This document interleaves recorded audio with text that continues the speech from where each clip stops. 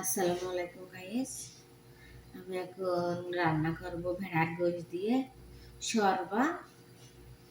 রান্না করব ভেড়ার গোশ দিয়ে আপাতত ভাড়া শর্বা ভেড়ার গোশ। আমাদের বাংলাদেশে ভেড়ার গোশ খায় না, এখানে ভেড়ার গোশ খুব পছন্দ করে। তো ভেড়ার গোশ দিয়ে শর্বা রান্না করব। এইটা তেল দিয়ে, তেল ছাড়াই রান্না করব ভেড়ার গোশ।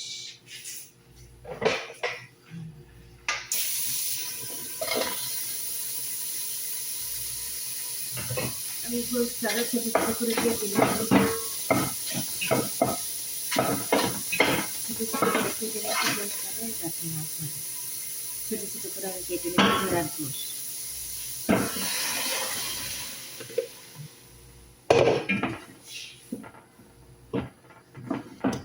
এখানে আমি দিচ্ছি টমেটো, রসুন আর পেঁয়াজ।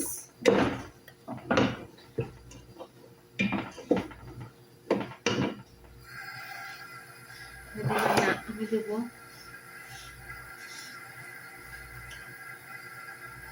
হালকা ফিল মানে হালকা ঝাল।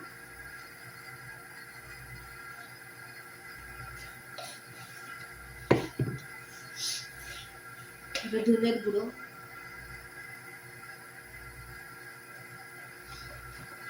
এরা মশলা পেশাটা খাই না, ঝাল খাই না, এখানে ঝাল ছাড়াই রান্না করতেছে, এখানে ঝাল না।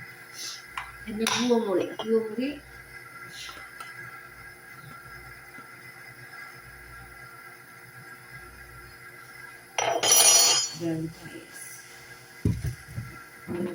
রান্না করি। এখানে আমি তেল দিইনি, তেল ছাড়াই রান্না করতেছি। এখানে লবণ দিচ্ছি,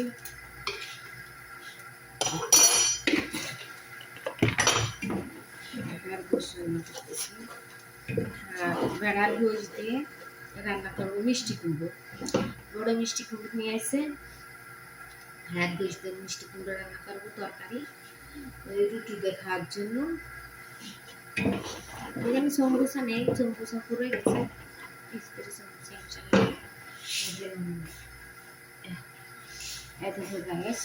ভেড়ার গোশ দিয়ে মিষ্টি কুমড়ো রান্না করবো আজকে। না দেখি কিরকম খাই রান্না। এখানে আলু দেবো, মিষ্টি কুমড়োর মধ্যে আলু দেবো, ভেড়ার গোশ দিয়ে রান্না করবো। আলু আর মিষ্টি কুমড়ো। গাইস ভালো লাগে শেয়ার করবে।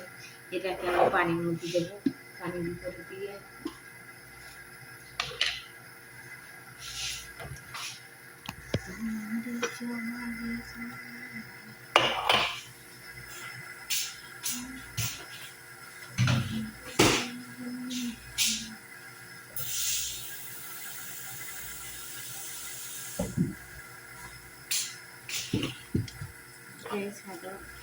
পানির ভিতরে দিলাম শর্বা।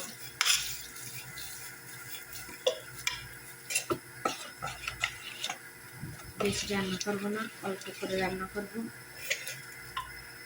শর্বা। একটু ভালো করে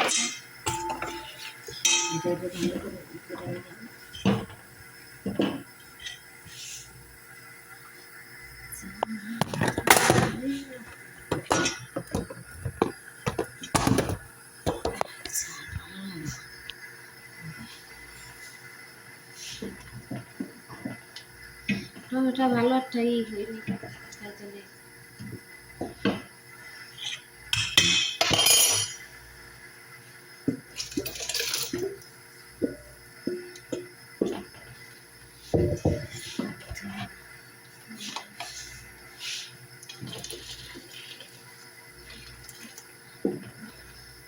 গাইস ঢেলে দিলাম পানি দিয়ে। ভালো করে টকবক করে ফুটলি তারপর হয়ে যাবে হালকা শরবত।